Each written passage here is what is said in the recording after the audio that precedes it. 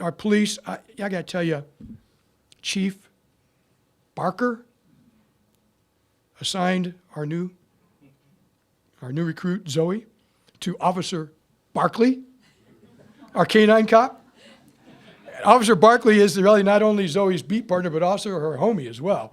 But that's been fun. But the police in the hard work this year responded over 31,000 calls for service. Of course, they participate in all the community events that we talked about. They do the citizens. If you haven't been to the Citizens Academy, you got to do that. You get a chance to drive in pursuit with the sirens on. You get to shoot. You get to do self-defense. You get punch, kick, drive. It's a great deal. Check it out. A little more on a serious note. In order to assist our police in keeping our community safe, it's important that we have the public policy to support their mission, okay? So we made the news lately in our efforts to resist the opening of the medical marijuana dispensaries in Tualatin.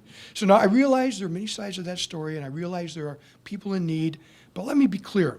This is not a self-righteous ideal that we're pursuing. This is a data-driven issue. For 20 years, we've had a core community of leaders, Tualatin Together, currently led by Cindy Hillier. Cindy, where's your hand? There you are. These folks are committed to keeping your kids free from drug and alcohol abuse. So the current issue isn't about medical marijuana, it's about access. The data bear out undeniably that the greater the access, the more teens abuse, period. It's just a fact. Another fact is that teen brains, and if you got teenagers, no offense, Colin, you might know that their brains aren't fully developed. That's a scientific fact. No, it's true. And the use of marijuana among teens greatly inhibits the full development potential of those brains, and it literally can depress IQ. So this is not a new issue. You know, many cities in California, Washington, Colorado have resisted the implementation, and the courts in California and the courts in Washington have ruled that local governments do have the ability to restrict the sale of marijuana. And as I said, many cities are doing that. In Oregon, it's not Washington, it's not California. What we need in this legislative session, this short session, we need the legislation that defines clearly that cities do at least have the legal right to pursue those sorts of local ordinances. And there are dozens of cities in Oregon that are already pursuing that. So I believe we need legislative support to make that a reality. And then, once you have the authority, then it's a question at the City Council to debate whether or not you want to do it. But at least let's have the tool. Tualatin Valley Fire and Rescue, they're a great partner.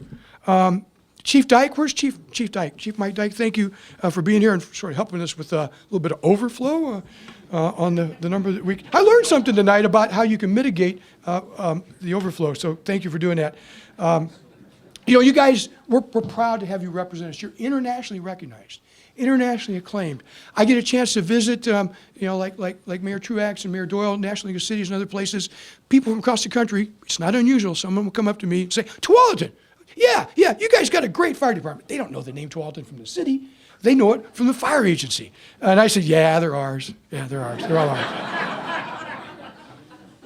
ours. You guys, you do great stuff. You defended your honor at the Pumpkin Regatta in competition with the Army Corps of Engineers. So good job there. But you know, let me tell you this is a cool thing they did.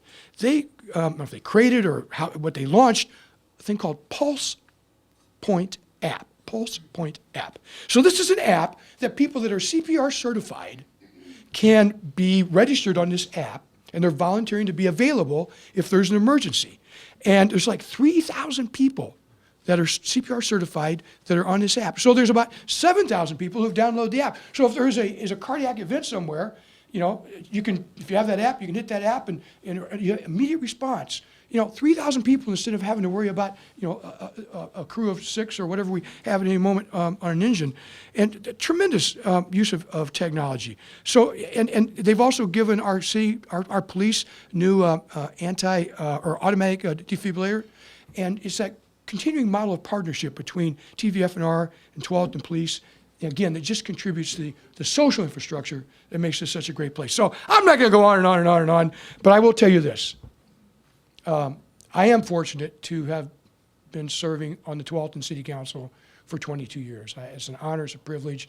It's something that I think everyone else in the council will tell you it's the only cure for that kind of Being drawn into that is embalming fluid, actually.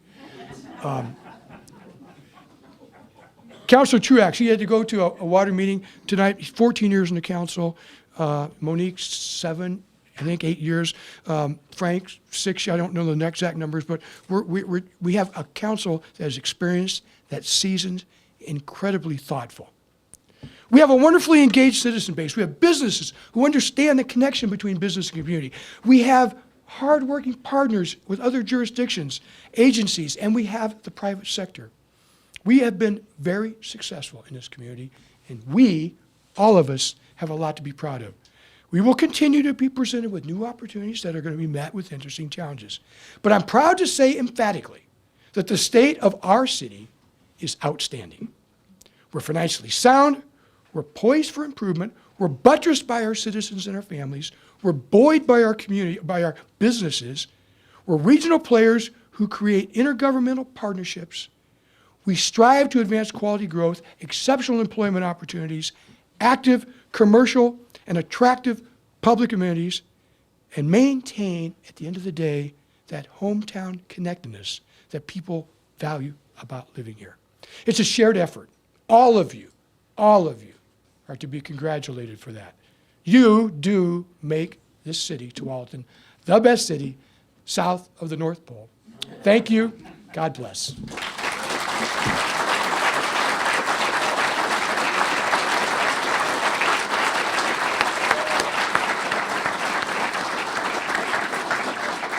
Thank you, Mayor Lou. Concluding remarks will be very brief. I'd just like to thank once again our corporate sponsors, PGE and TriMet, for their assistance in this. Oh, thank you. I won't break into song. Lastly, I think we've got some board members here, and I'd like you to, for the Tualatin Chamber, just stick your hand up in the air while we're seeing everybody. Thank you. Going to be an exciting year for them too, and their service. Thank you all for being here, and we will see you next year with another exciting state of the city. Thank you, Mayor Lou. Good evening.